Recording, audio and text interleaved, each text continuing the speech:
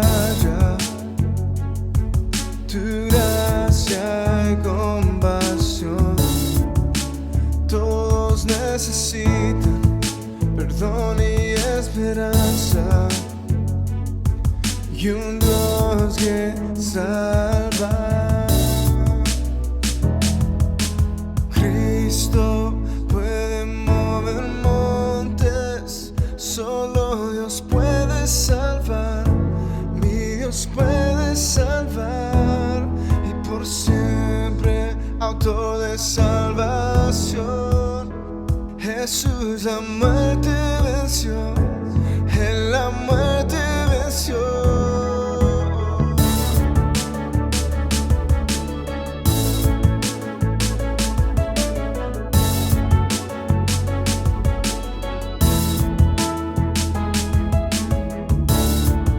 Aún con mis temores, sé que me aceptas. Lléname otra vez, mi vida entera ofrezco para seguir tus pasos. A ti me rindo. Cristo puede mover montes, solo Dios puede salvar, mi Dios puede salvar, por siempre autor de salvación. Jesús la muerte venció, Él la muerte venció. Cristo puede mover montes, solo Dios puede salvar, mi Dios puede salvar, por siempre autor de salvación. Jesús la muerte venció, Él la muerte venció. En la tierra tu luz brillará, cantamos por la gloria de tu majestad. Jesús, en la tierra tu luz brillará, cantamos por la gloria de tu majestad. Cristo puede mover montes, solo Dios puede salvar, mi Dios puede salvar, y por siempre autor de salvación. Jesús la muerte venció, Él la muerte venció. Cristo puede mover montes, solo Dios puede salvar, mi Dios puede salvar, por siempre autor de salvación. Jesús la muerte venció, Él la muerte venció. Jesús la muerte venció, Él la muerte venció. Jesús la muerte venció, Él la muerte venció.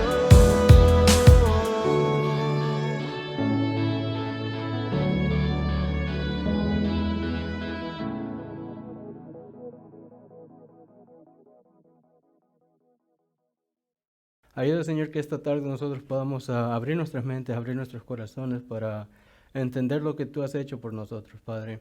Ayuda que seas tú el que obres en nuestras vidas, Padre, que seas tú iluminándonos, Señor, dirigiéndonos y guiándonos, Padre. Que sea todo esto para honra y gloria tuya, Padre. Te damos el honor, te damos todo lo merecido por tu mano fuerte, Señor. Y te damos gracias, Padre, por la obra de Cristo Jesús en nuestras vidas. Señor, te reconocemos como nuestro Rey, como nuestro Señor, Señor. Reconocemos que somos nada ante ti, Señor, y que simplemente estamos aquí porque tú lo has permitido, Señor. Ayúdanos a seguir adelante, Padre. Ayúdanos a tener ese carácter de Jesucristo, Señor, y que nosotros podamos seguir hacia la meta, Señor, hacia la victoria eterna que está preparada en ti, Señor. Te damos todo, Señor, y te entregamos este culto en tus manos. En el nombre de Cristo Jesús, amén y amén. Bienvenidos esta tarde. La lección de hoy se titula El Cordero Sacrificado. la lección número 7 y vamos a estar analizando el concepto del Cordero y lo que representa en la vida del cristiano y lo que realmente Cristo hizo para nosotros en nuestra vida. El verso de memoria dice, Jesucristo hombre se dio a sí mismo en rescate por todos. Vamos a analizar esa parte que nos muestra la Biblia en el trayectorio de toda la Biblia, nos va resonando o subrayando que Cristo Jesús es la única solución, que Cristo Jesús es el único medio por la cual nosotros hemos venido a ser salvos. Y nosotros vamos a comenzar con la pregunta número 1 que nos dice, ¿de qué manera la historia de Israel nos hace ver a Jesús como el Cordero?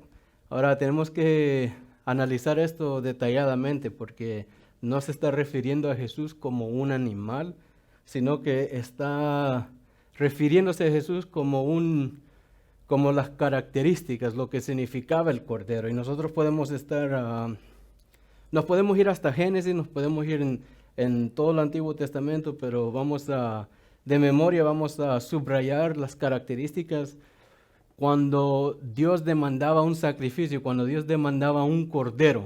¿Qué es lo que significaba ese acto? ¿Qué es lo que significaba ese proceso? Y en la mañana mencionamos un poquito eso, que a Abraham se le fue pedido un sacrificio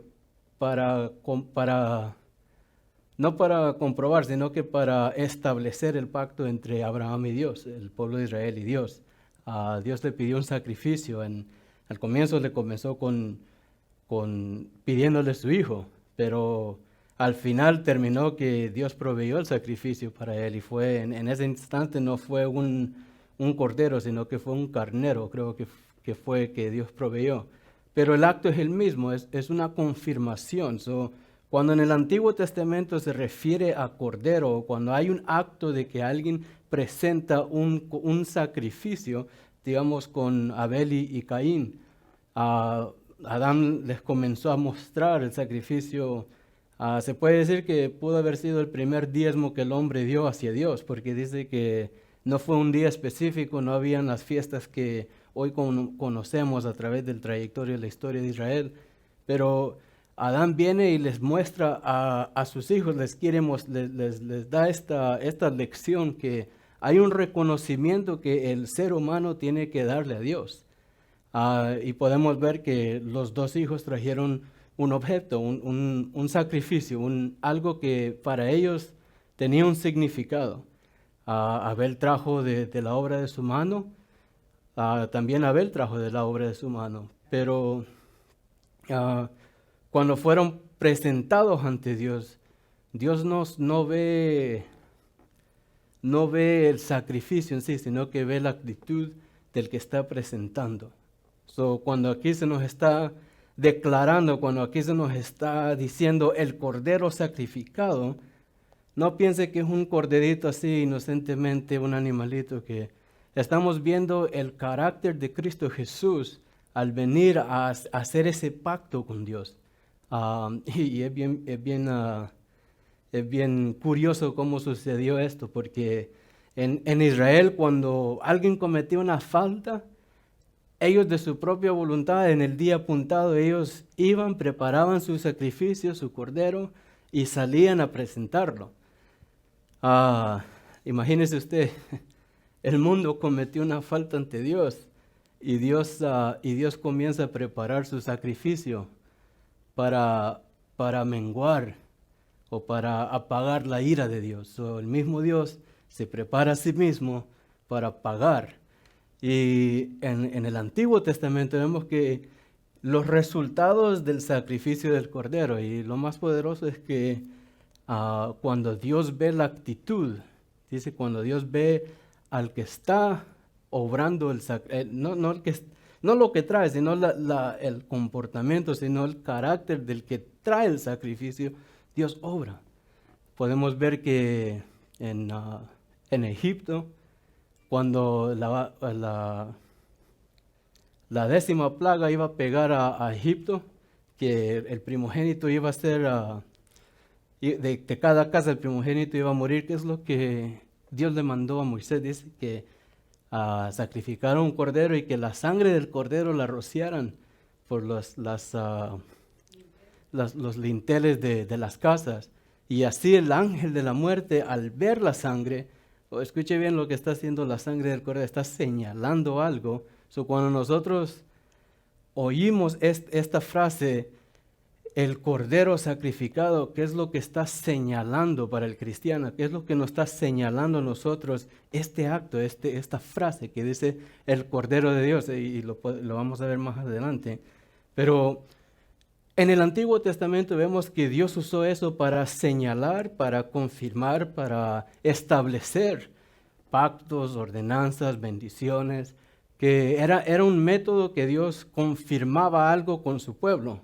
En todos los eventos, si usted mira después de Noé, ¿qué hizo? Ofreció un sacrificio. Abraham, ¿qué hizo cuando llegó a la tierra donde Dios le había prometido? Ofreció sacrificio. Y en todo el trayectorio de Israel, como ya reino establecido, digamos, con Salomón, ¿qué hicieron? Establecieron un sacrificio para confirmar que ellos aceptaban la ayuda de Dios por medio de las ordenanzas de Dios. Digamos, es decir, ok, Dios, te reconocemos como Dios, aceptamos tus leyes, tus ordenanzas, y te lo confirmamos con este sacrificio. Te lo quiero declarar, declaro que esto es verdad en mi vida, sacrificando de esta manera.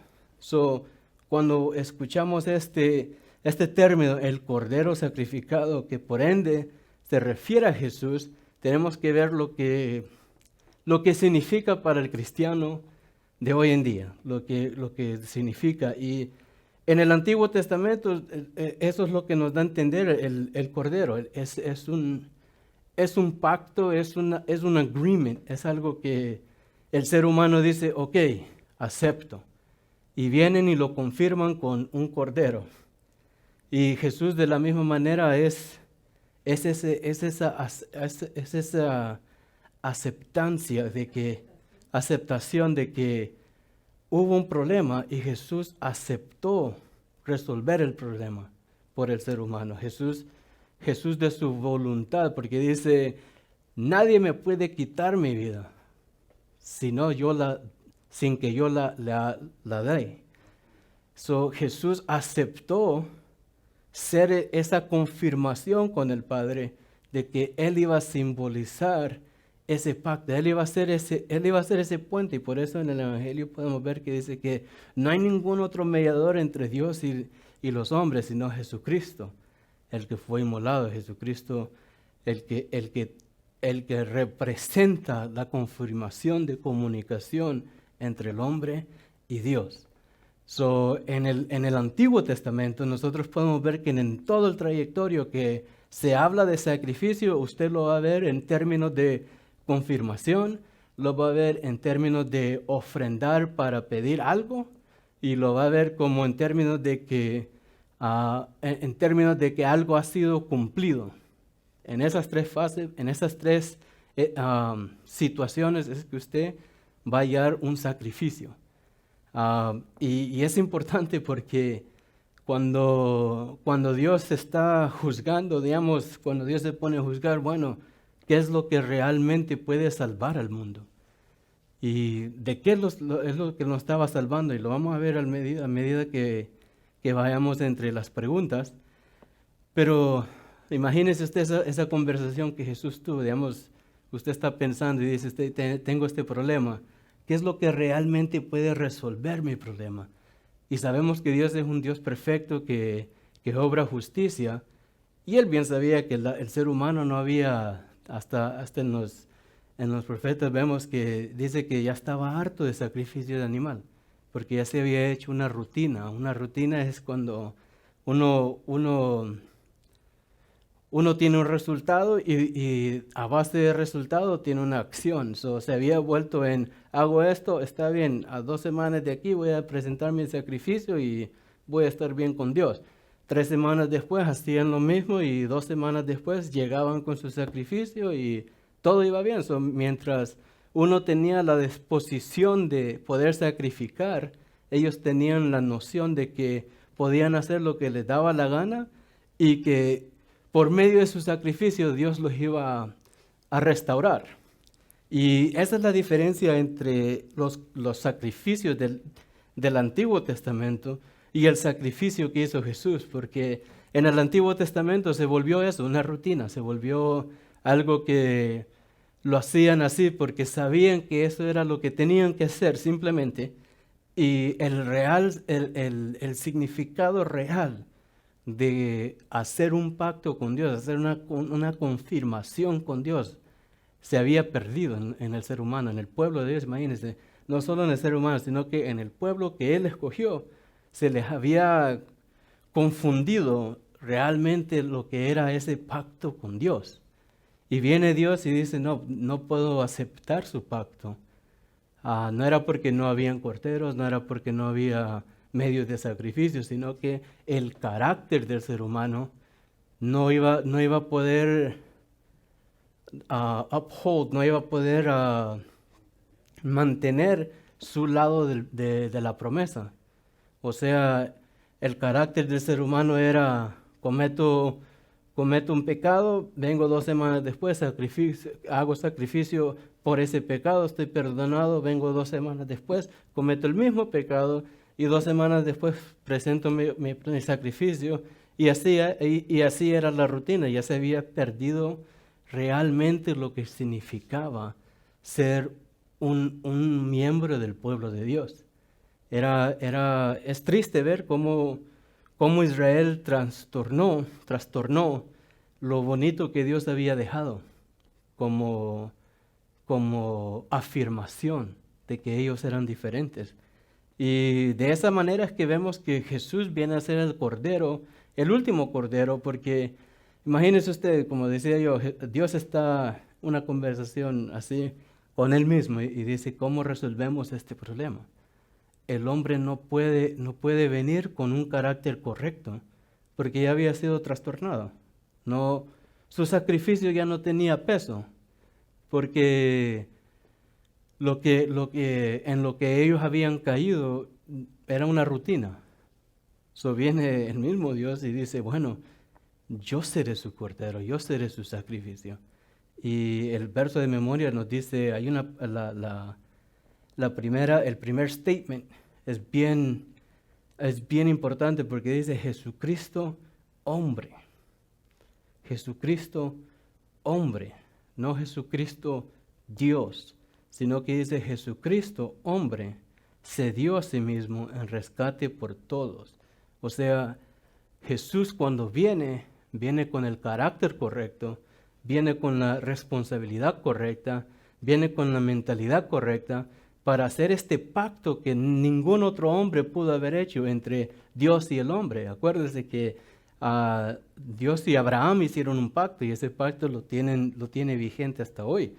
Pero este pacto de involucrar a toda la humanidad no lo pudo haber hecho ningún hombre, más solamente Jesucristo, que es Dios, pero como hombre se presentó ante Dios con el carácter adecuado para confirmar este pacto.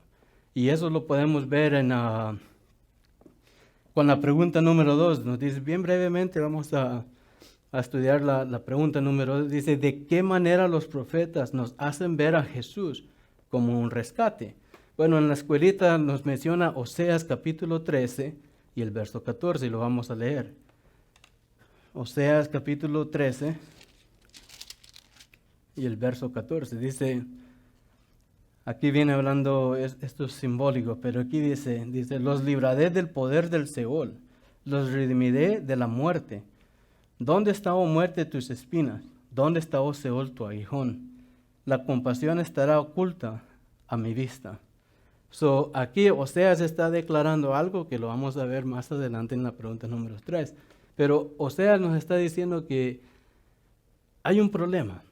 Por el carácter del hombre, hay algo que tiene mucho más poder ante la vida del hombre, no ante la vida de Dios, sino que había una cosa que destruía al hombre, y era la muerte. Y es un poco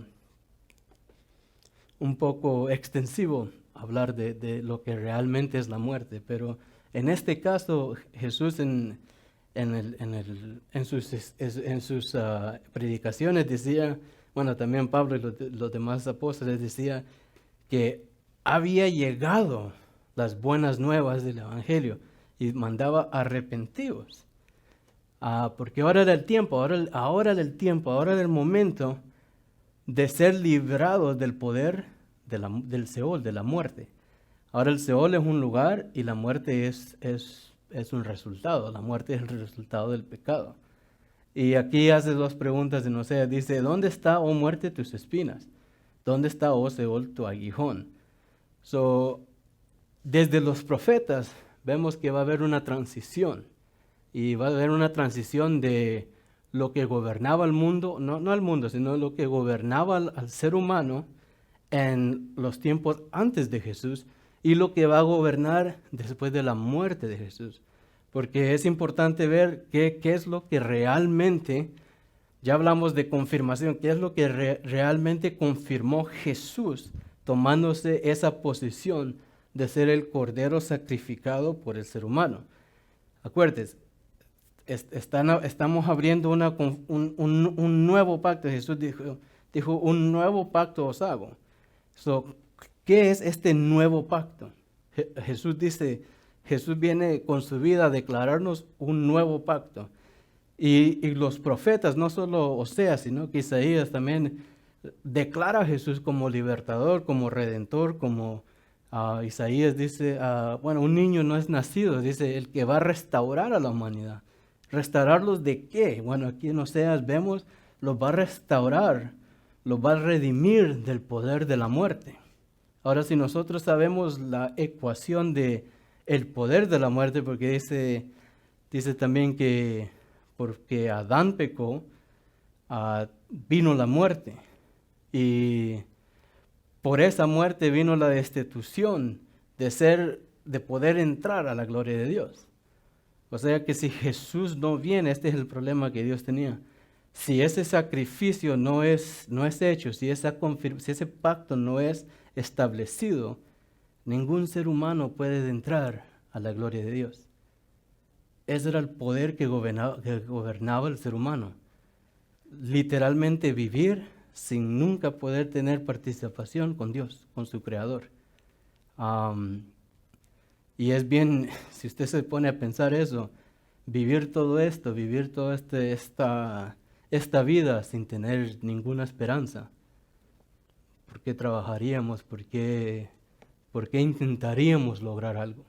Si sabemos que el fin es destrucción, el fin es inevitable, morir fuera de la presencia de Dios. ¿Por qué trataría? ¿Qué es lo que el humano tuviera por demás? No hubiera ninguna razón por vivir en ese momento, porque si vamos a morir y no vamos a tener más nada después de la muerte, bueno, ¿cuál es el punto? ¿Cuál sería el punto? Ahora imagínese usted la actitud del ser humano ante esa realidad. ¿Cómo viviría el ser humano ante esa realidad? Pero los profetas nos declaran que va a venir un sacrificio, que va a remendar eso, que va a remendar el proceder de la vida, que esta muerte, este Seol, este lugar donde hay perpetua condenación, ya no va a tener poder sobre nosotros. Y realmente Jesús lo que vino a hacer fue eso. Fue a establecer un pacto con Dios, un pacto con el Padre, para que el ser humano sea realmente libre. Libre de condenación, libre de juicio, libre de pecado, libre de todo. Pero para poder hacer eso, uno tiene que vivir la vida correctamente con Él. Ante la pregunta número 2, ¿cómo nos declara? Bueno, nos declaran los profetas que había un problema. Y el problema era que la humanidad estaba en un carril sin destinación, sin dirección. Si hoy era arriba, era arriba. Si mañana era abajo, era abajo. Y los profetas dicen, no, eso no puede ser así, eso no puede continuar así. Y nos declaran que eso iba a cambiar mediante la obra de Cristo Jesús. Ahora nos vamos a tener aquí en la pregunta número 3. Y aquí es donde se atrae toda la revelación de lo que Jesús realmente hizo por nosotros, lo que Jesús vino a establecer para nosotros. Y la pregunta dice así, ¿qué es lo que dicen las epístolas acerca del poder victorioso de la sangre de Cristo Jesús? Ya hemos visto que la sangre de Cristo Jesús nos redime, la sangre de Cristo Jesús nos vuelve a confirmar con Dios, y la sangre de Cristo Jesús es el único medio por el cual nosotros podemos ser realmente libres de este Seol y de esta condenación. Y vamos a leer 1 Corintios.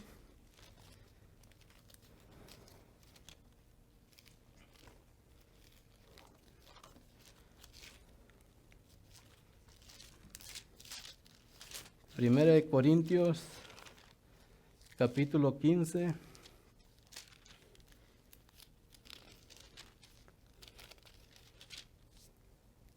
El verso 55 al 57. 55. Escuche bien otra vez. Esto se va a escuchar algo familiar. Dice, ¿dónde está, oh muerte, tu victoria? ¿Dónde, oh sepulcro, tu aguijón? El aguijón de la muerte es el pecado, y el poder del pecado es la ley. Pero a Dios gracias que nos da la victoria por medio de nuestro Señor Jesucristo. Por tanto, mis hermanos, creo que dice, verso 57, pero a Dios gracias que nos ha dado victoria por medio de nuestro Señor Jesucristo. En estos tres versos, nosotros volvemos a declarar lo mismo que estaba en Oseas, pero ahora nos da la revelación de qué eran las causas de esos malestares. Dice, ¿dónde está, muerte, tu victoria? ¿Dónde, oh sepulcro, tu aguijón? La victoria de la muerte era el pecado. Y sabemos que por el pecado fuimos destituidos. La victoria de la muerte era que cada persona que moría antes de Jesús, ahora Él va a ser el juez último, pero de acuerdo a esto, morían sin tener esperanza alguna,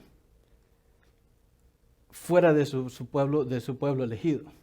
Digamos, aquí está el pueblo de Israel, ellos tienen su pacto con Dios, pero aquí está el pueblo de Babilonia. Ahora, ahí es Dios y Él va a juzgar, pero de acuerdo a esto, el aguijón del pecado, el aguijón de la muerte era el pecado. ¿Y qué es lo que hacía el pecado? Nos destituía, nos sacaba de la gloria de Dios, de la esperanza de poder estar con Dios. Y ahora dice, y el poder del pecado es la ley. Ahora viene y ahora se nos puede incluir ahí, ya después de Jesús, nosotros podemos ser incluidos ahí, porque dice que una ley no te afecta si no es ley para ti. Los 10 mandamientos no fueron para mí, fueron para el pueblo de Israel. Si Jesús no me adopta a mí como su hijo, esa ley no significa nada para mí. Yo vivo debajo de las leyes con las cuales me afectan a mí.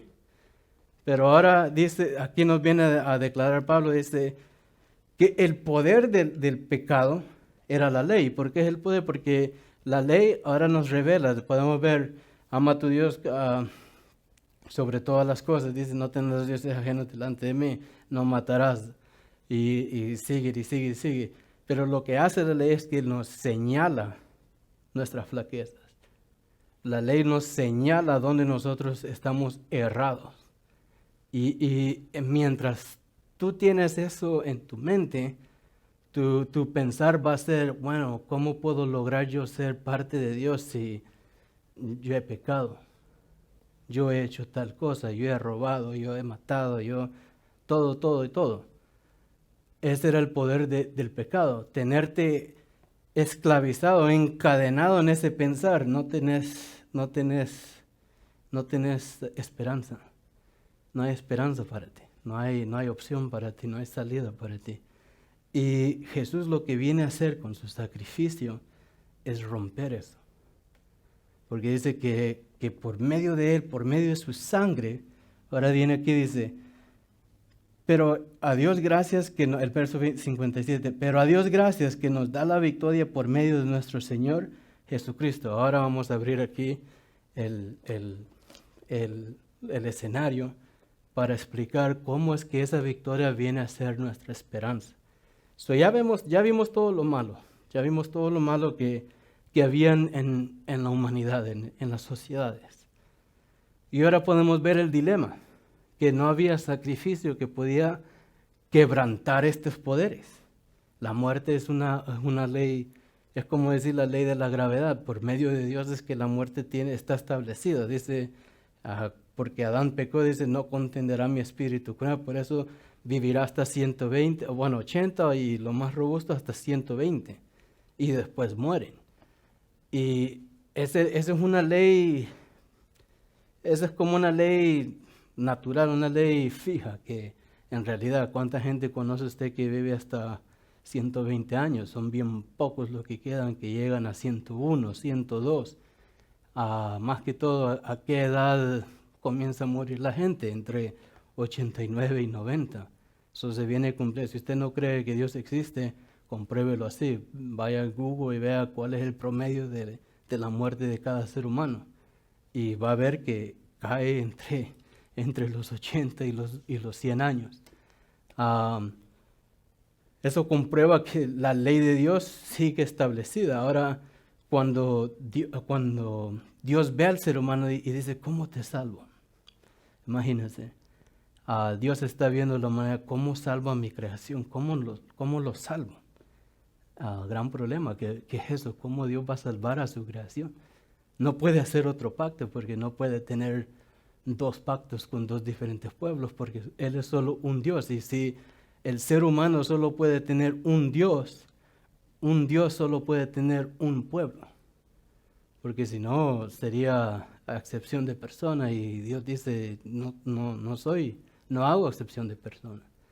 So viene Dios y ve el problema y dice, ok, ¿cómo extiendo mi pacto con Abraham? Algo que ya confirmé con sangre de cordero, algo que ya confirmé, ya lo establecí. ¿Cómo extiendo esos beneficios para el resto de mi creación? Y ahí es donde Dios viene y comienza a hacer su balance. Y viene Jesús, que es mismo Dios, pero viene Jesús y se presenta.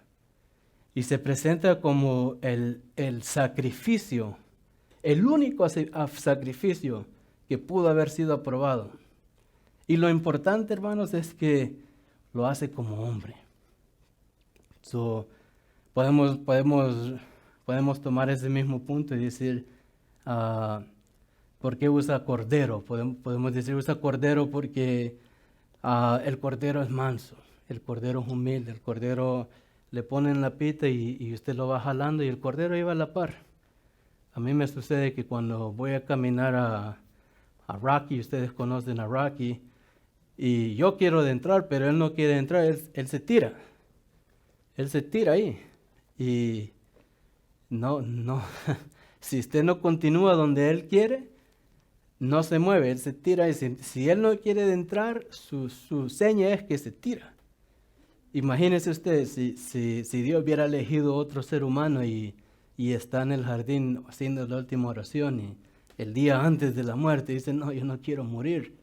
Y viene ese ser humano que va a representar la confirmación con Dios y se tira. Y dice, no, de aquí nadie me mueve. Y si Jesús hubiera hecho lo mismo y agarra el poder que él tenía y decir, no, váyanse. Porque acuérdense, cuando llegaron, él dijo, ¿a quién buscan? Y dijo, buscamos a Jesús de Nazaret. Y dice, yo soy. Y cayeron todos. ¿Cuántas palabras son? Yo soy. 2 palabras.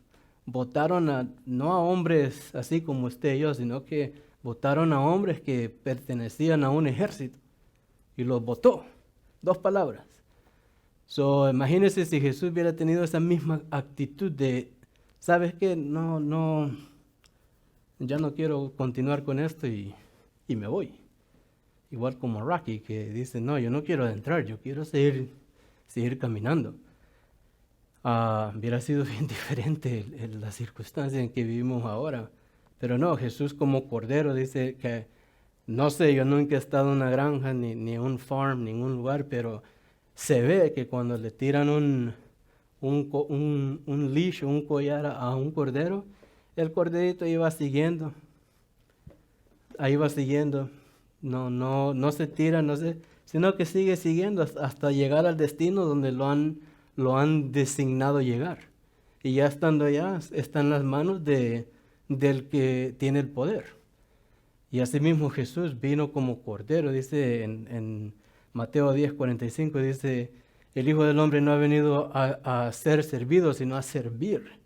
Y lo podemos ver ahí en la victoria de Cristo Jesús, que es lo que realmente resalta, es que Él hace el pacto, Él hace el agreement, Él hace lo que nosotros jamás podemos haber hecho.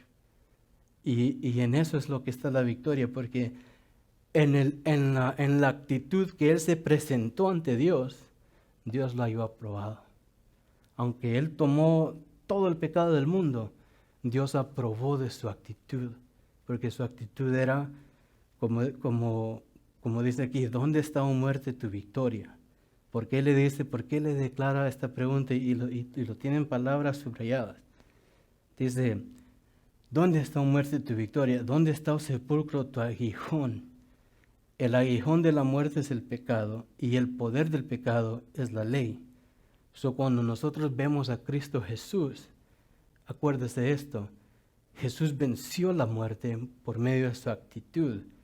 ¿Y qué fue el poder de la muerte? El pecado. Cuando dice que Jesús venció la muerte, lo que significa eso es que Jesús como hombre venció al pecado. No hubo pecado en él. La muerte realmente no tenía un reclamo de su vida porque él no había pecado. La muerte no tenía poder sobre él. La muerte reclama lo que está señalado para él.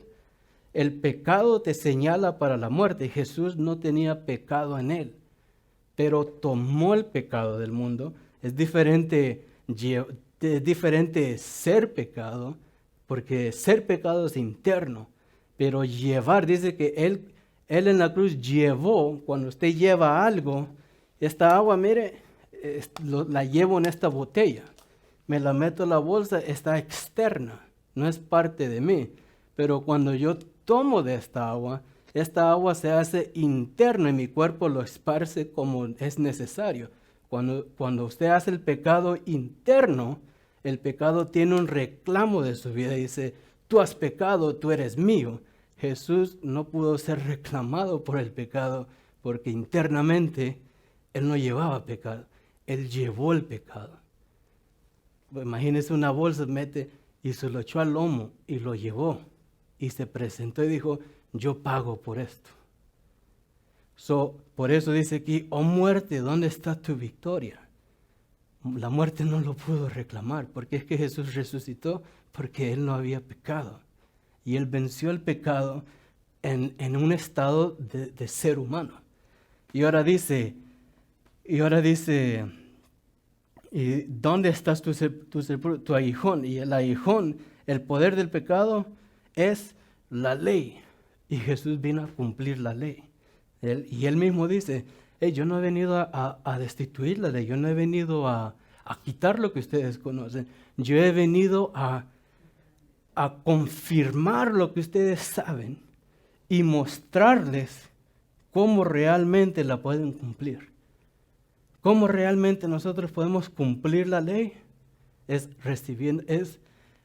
teniendo igual como el pecado usted lo hace interno, es haciendo a Jesús parte de su vida.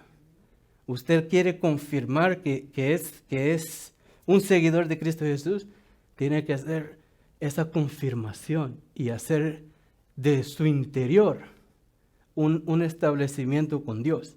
Y aquí en estos poquitos versos podemos ver lo grande que Jesús hizo, lo lo impactante que Jesús hizo y lo que realmente significa este cordero. Este cordero, ¿qué significa? Me da a mí un sentir de esperanza. Ahora lo vamos a ampliar un poquito más. Aquí tengo un recibo.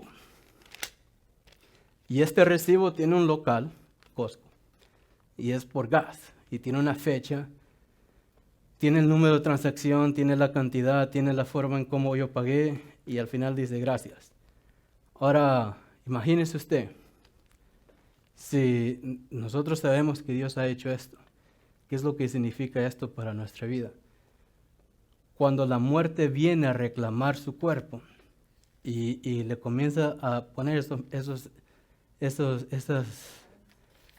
memorias de lo que usted ha hecho, usted tiene que tener presente una sola memoria en su mente y en su alma.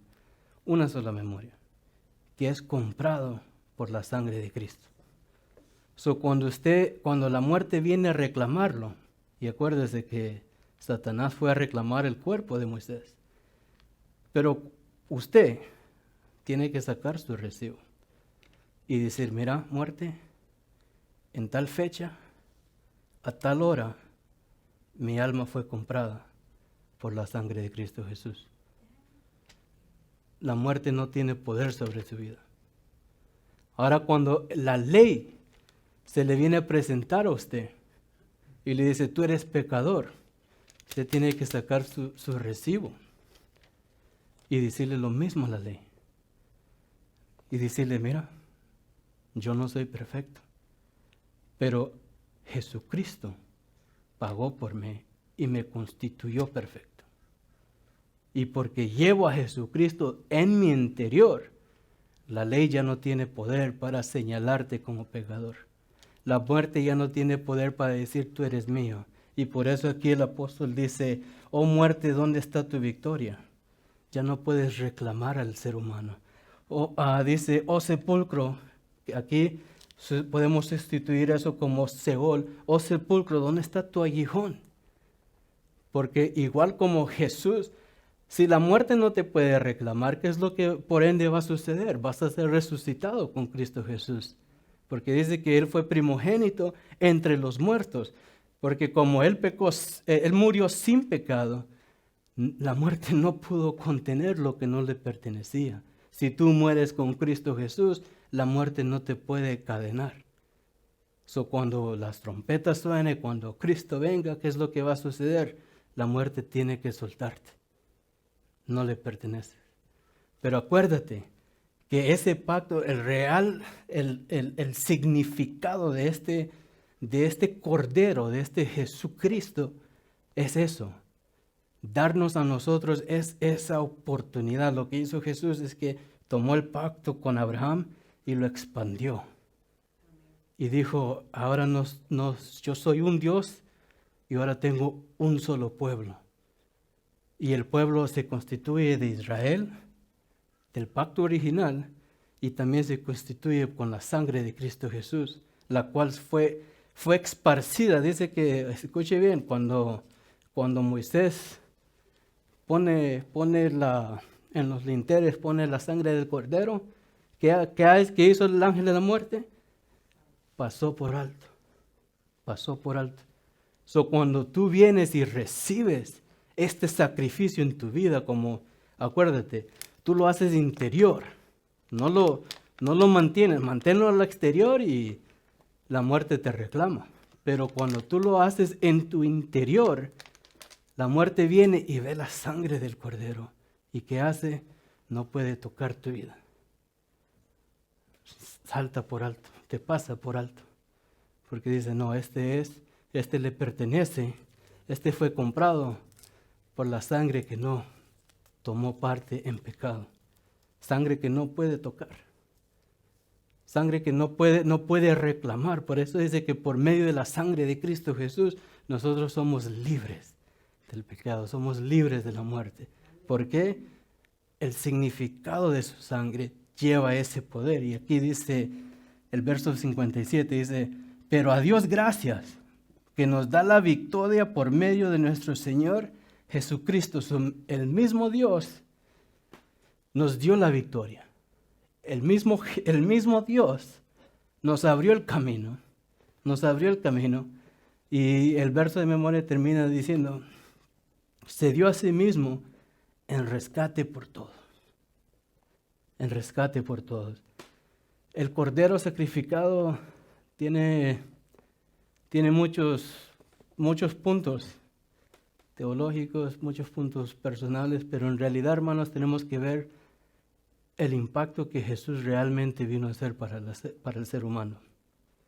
No simplemente es una necesidad, no simplemente fue un acto de amor, sino que tiene un trasfondo más allá, que si usted se mete en la Biblia, usted va a exprimir esa sabiduría. Y lo importante es que por medio de Jesucristo es por el cual nosotros somos recordados en la memoria de Dios. Simplemente por eso, por medio de Jesucristo. Ahora quiero terminar con Apocalipsis 5, el verso 8 al 12. Apocalipsis capítulo 5.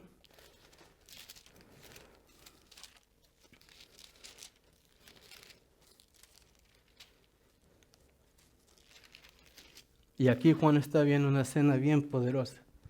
Pero imagínense esto, dice, el verso 8 dice, cuando tomó el libro, los 4 seres vivientes y los 24 ancianos se postraron delante del Cordero. Aquí Juan está viendo a Jesús como un Cordero, está siendo representado como ese Cordero, como esa confirmación que Jesús realmente vino y murió por nosotros. Cada uno tenía un arpa y copas de oro llenas de incienso, que son las oraciones de los santos. Y cantaban un cántico nuevo diciendo, digno eres de tomar el libro y de abrir los sellos, porque tú fuiste inmolado y con tu sangre compraste para Dios a gente de toda tribu, lengua, pueblo y nación, y los has hecho un reino y sacerdotes para nuestro Dios, y reinarán sobre la tierra. Hasta el verso 12 dice, y miré y oí la voz de muchos ángeles alrededor del trono, y de los seres vivientes, y de los ancianos, y el número de ellos era millares de millares y millares de millares.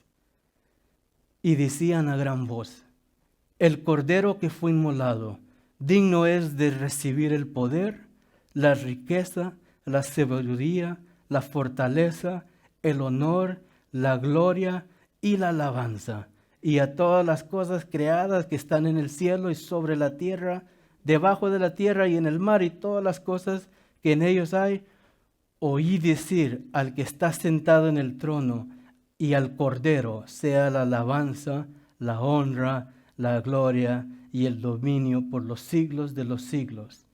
Y los 4 seres vivientes decían, amén.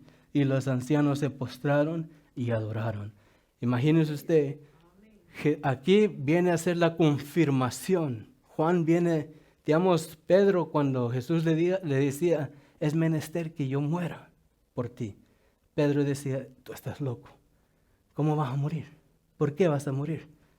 Pero Juan aquí ve la realización de por qué era menester que Jesús muriera. Todo es bien bonito lo que Jesús alcanza, pero escucha esta parte otra vez. Aquí dice el verso 9. Digno eres de tomar el reino y de abrir los sellos, porque tú fuiste inmolado y con tu sangre, escuche bien, compraste para Dios a gente de toda tribu, de toda lengua, de todo pueblo y de toda nación. Y no solo los compró, sino que nos dio propósito. Dice, y los has hecho, escuche bien, los has hecho, nos adoptó para formar parte de un reino. Escuche bien, usted es parte de un reino. Si ha recibido a Cristo Jesús, usted es parte del reino de Cristo Jesús, el reino de Dios. Y dice, y sacerdotes. Antes los sacerdotes solo eran una tribu, la tribu de Leví. Ningún otro, la bendición del sacerdotado era de la tribu de Leví y nadie más. La tribu de Judá podía aspirar de ser sacerdote, no le era permitido. no podían tener contacto con los utensilios, no podían entrar a la tienda donde estaba el lugar santo, no podían hacer nada. Solo podían aportar. Cómo aportaban con su labor, cómo proveían con su diezmo. Pero tomar parte de los servicios ustedes ya saben, ayúdenme, solo le pertenecía a la tribu de Leví. Pero por medio de Jesús, no solo somos un reino, todos somos sacerdotes, o todos tenemos entrada. Por eso dice que el velo fue cortado y ahora todos tenemos acceso al lugar santísimo para nuestro Dios. Y aquí cuando dice para nuestro Dios, al Dios el Padre.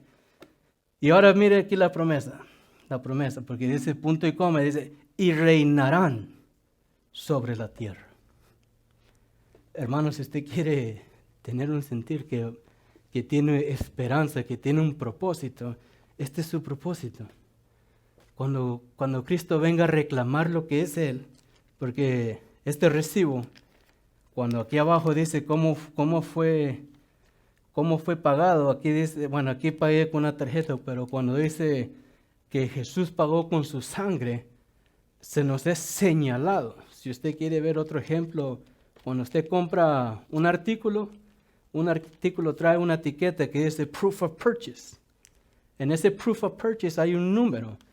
Y muchas veces en el recibo, usted va a ver esos números en el artículo que usted compró. Cuando ellos hacen ese scan, ese número va con ese recibo y ese recibo lleva la comprueba de que usted pagó. Ahora, nuestro Proof of Purchase es el Espíritu Santo en nuestras vidas.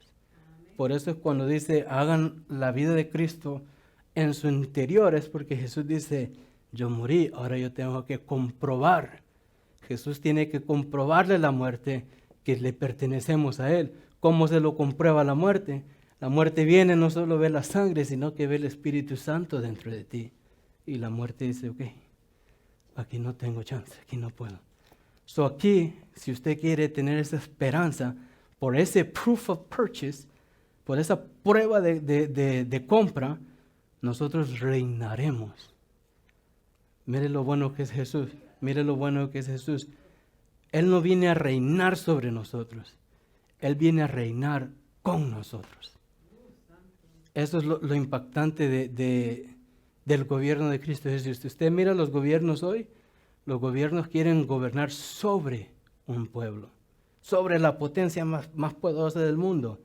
Cuando le dicen, yo soy el presidente de Estados Unidos, el superpower. Jesús no viene a decir nada de eso. Jesús viene a compartir su reino. Dice, aquí dice, y léalo otra vez, dice, y los ha hecho un reino y sacerdotes para nuestro Dios, y reinarán sobre la tierra. No reinará Jesús, sino que reinará ese pueblo que Dios ha comprado. Nosotros reinaremos al lado de Él, al lado de Cristo Jesús. Y realmente, hermanos, el propósito de Jesús, la muerte de Jesús, la inmolación de Cristo Jesús, fue simplemente eso. Darnos a nosotros la esperanza de un propósito, darnos la esperanza de un futuro, que si usted sigue leyendo Apocalipsis ya no va a haber lágrimas, ya no va a haber dolor, ya no va a haber prejuicios, ya no va a haber críticas, ya no va a haber cualquier cosa que te moleste. Nada de esto va a existir, porque reinará Dios. Y donde reina Dios, nosotros también reinamos. Todos somos iguales. ¿Por qué somos todos iguales en Cristo Jesús? Porque aún Él siendo Rey, nos tiene por medio de la sangre de Cristo Jesús. Escuche bien, está Dios, está Jesús, son Dios. Pero cuando Dios te ve a ti, no te ve a ti. Dios ve la sangre de su Hijo. Y el amor que Él le tiene a su Hijo, lo comparte contigo. Por eso dice que somos consiervos, somos sus hijos, somos sus siervos, pero a la misma vez vamos a reinar junto a Él.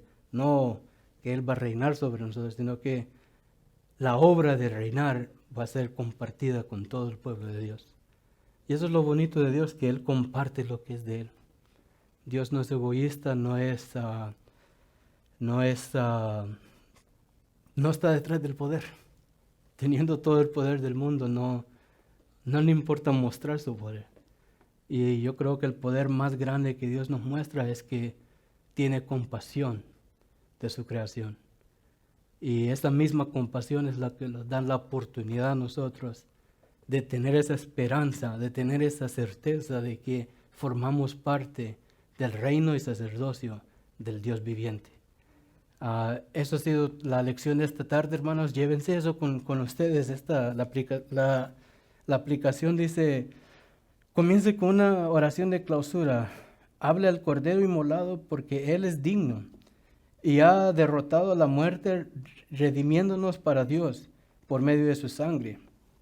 Aparte tiempo esta semana para identificar áreas en su vida personal y alrededor de su vida personal donde sea necesario que se rompa la esclavitud por medio del poder rescatador del Cordero. Si usted realmente ha recibido a Jesús, nunca jamás tiene que sentirse como un cautivo. En su vida, en ningún momento, tiene que sentirse como un cautivo, porque Cristo Jesús nos ha hecho libre. Cristo Jesús ha pagado tus faltas, ha pagado por tus pecados. Y en esta semana, si tú en algún momento te has sentido cautivo, no ores que Dios te quite eso, sino ora a que Dios se revele en tu vida como ese libertador. Que esa palabra que aquí en 1 Corintios dice, oh muerte, ¿dónde está tu victoria? Oh sepulcro, ¿dónde está tu aguijón? Que esas palabras las lleves subrayadas y que tú en tu corazón y en tu alma puedas decir, muerte, no me puedes reclamar. Pecado, no me puedes perjudicar, porque yo he sido comprado por la sangre del Cordero, la sangre del Hijo de Dios. Y por ese acto, por esa fe, tú eres libre. Tú eres libre. Pero acuérdate, no seas como Israel, que tomó esto como una rutina. Que no vayas a pecar, venir 2 semanas después, Señor. Y después otra vez y después, Señor. No funciona así. El apóstol decía, ¿acaso ustedes vuelven a crucificar a Cristo Jesús? No, Jesús murió una sola vez y una vez por todas. Y por esa vez nosotros tenemos acceso. Nosotros debemos de vivir la vida de acuerdo a lo que esta confirmación nos ha hecho. Acuérdate, eres príncipe. Los príncipes viven de una manera distinta a los demás. Los sacerdotes se vestían de una manera distinta a las otras 11 tribus. Nosotros somos príncipes y sacerdotes del reino de Cristo Jesús y debemos de actuar, vestirnos distintos al mundo, porque nosotros pertenecemos a algo superior, a algo mayor. Llévate eso en tu corazón y aplica eso en tu vida, que esto se haga una realidad para tu vida. Y aquí dice identificar áreas de tu vida personal. Hermanos, quiero que comiencen a identificar situaciones o momentos donde la distinción de un príncipe de Dios puede cambiar el outcome de algo. Cuando la distinción de un sacerdote de Dios puede cambiar el resultado de una situación. Piensa en momentos así y piensa cómo tú puedes ser esa distinción para que el mundo vea que Cristo realmente vino a salvar a gente. Así como están, hagamos una oración. Padre nuestro que estás en los cielos, Señor, te damos la honra, te damos la gloria, Señor. Te damos gracias, Padre, porque tú has hecho todo esto posible. El poder venir y decir que somos parte de tu pueblo, parte de tu reino, que vamos a reinar juntamente contigo. Tú lo has hecho posible, tú has hecho todo esto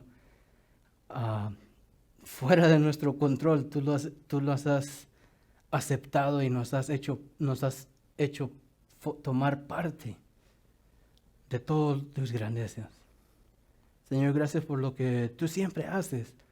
Ahora que nosotros podamos tener eso vivo en nosotros, como ese fuego, cuando los apóstoles dicen que ese fuego no se apague, que esa certeza, que esa fe, que ese yo sé porque yo sé, porque yo sé que mi Cristo vive, nunca se aparte de nuestras vidas y que nosotros podamos llevar eso con nosotros en cualquier momento y en cualquier lugar, para que nosotros podamos ser la distinción en este mundo. Ayúdanos, Padre, a siempre serte fiel, ayúdanos a tener ese carácter recto ante ti, Señor, que nosotros podamos ser. Jesús nos manda a ser mansos y humildes de corazón, y después nos manda a ser adoradores en espíritu y en verdad, que nosotros realmente podamos realizar eso en nuestras vidas, Padre, y que esa realización pueda ser un impacto en nuestros alrededores, Padre. Que nosotros brillemos como esa luz que brilla, Señor, como esa luz de verdad que es Jesús. Ayúdanos, Padre, siempre tennos en tu memoria, Padre, que nosotros podamos ser una memoria grata, Padre, para ti. Que tú puedas vernos y decir, mi hijo hizo una buena compra. Ayúdanos, Señor, y guárdanos, Padre. En el nombre de Cristo Jesús, amén y amén. Y se me olvidó dónde está la bendición, déjeme. Un segundo aquí. Y dice,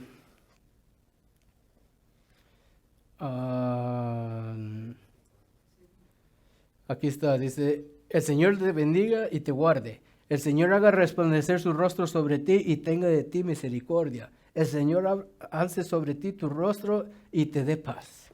Paz, mis hermanos. Confiaré solo en Dios.